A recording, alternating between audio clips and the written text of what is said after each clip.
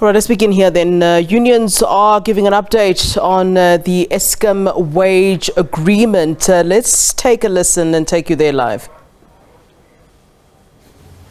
We don't want to raise politics. And if we can be pushed to raise politics, we'll raise politics and others will not feel happy. You know, we are not a trade union that is going to always protect other unions. You know, I can raise that we had a problem with Sibanye, where we think that other unions just come and benefit. Even here, and if comrades is the unions that are going to push that other members of other unions be charged and all this thing, we are going to have a problem that in future we'll be saying we can't work together. Yeah. We are going to raise it very sharply that we can't work together because we have got different fundamental differences, that it is the union that will encourage that other members. And I can say to you, if the members of NUMSA and NUM did not go on strike, you will have not your members will not receive 7%. Yeah. You already accepted the offer that was there. Now you are going to benefit. Then you are saying, no, we are benefiting on them, you must even charge them. No, we are not happy with that. If this is how we are going to work, we better have meetings as unions and agree that in future we will not work together so that we don't become an enemy on each other. Because I don't think our members will be happy that another union is the one that says take action against them. But meanwhile they benefit from what? If you don't want to benefit, tell them that you don't want 7%, you'll accept 5%. Yeah. So then you can pursue your issue of saying our members must be charged. Yeah. No, we must be careful when we deal with each other. I will never go anywhere and say members of another union must be charged. I won't do that. Thank you for that. Can you please respond to Ahmed's question, which was about before Ahmed's question, Naledi of SABC asked about deal breaking. I'll just leave the mic there so that we take it this way back. She asked the question if there was any issue that was a deal breaker. Comrade Mabapa, you can start with your response.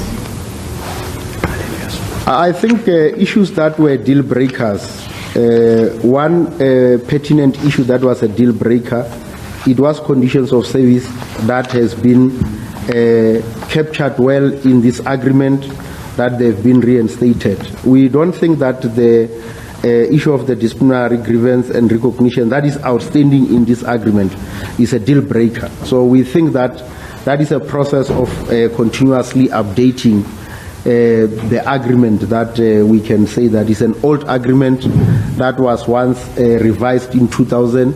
And we hope that it is time that it must be revisited and be updated with the current normal. So I don't think that there is any, except the conditions of service, there is no deal break.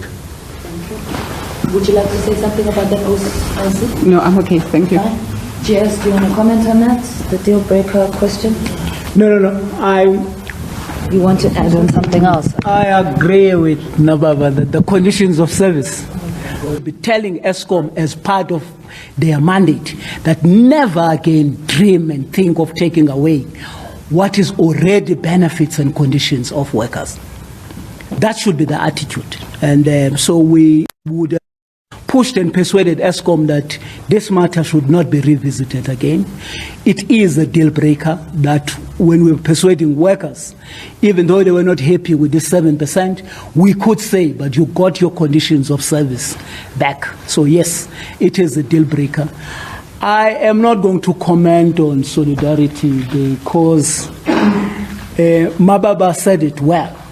The unity of workers, both black and white, is very important for this country. Unity of black and white is very critical in this country, especially in the shop floor when it comes to workers. Solidarity, we work with them, we negotiate in many sectors. The only thing they have not practiced is to know how to strike. Sometimes where there's no essential service, where now they're supposed to join. Sometimes another recently, which was a progressive thing. But in some, even if they have got an opportunity to practice to strike, they don't practice to strike. And now when you don't practice to strike, when there's an exercise to strike, you know, you're bound to just receive benefits, you know. It's not fair, and I think we will take time, but I think, you know, it's a development process. Yeah, I'm just saying, yeah, I think Mababa said it very well. We want solidarity with us in the picket line. Thank you. Would you like to respond? Especially because the strike is the last resort, you know that. All right, you can respond. Look, I think from my point of view, I first would like to respond to both Mr. Jim and Mabapa. I think it's important that we also get the opportunity to state our part.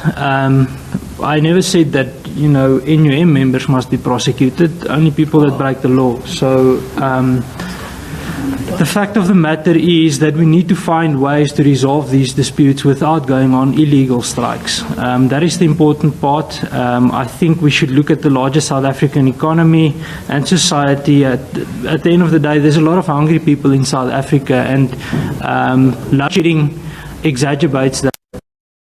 Find a way as leaders within Labour to sort of resolve these disputes. However, as I've said before, Eskom contributed to the situation, and they also need to change the way that they approach this. So I think everybody can go back and do introspection and find better ways. We don't always strike with NUMSA, and our approach is different, but I think we also find ways to respect our differences and to agree to disagree from time to time and find a middle way to, at the end of the day, reach agreements that are to the benefit of both employer and employees.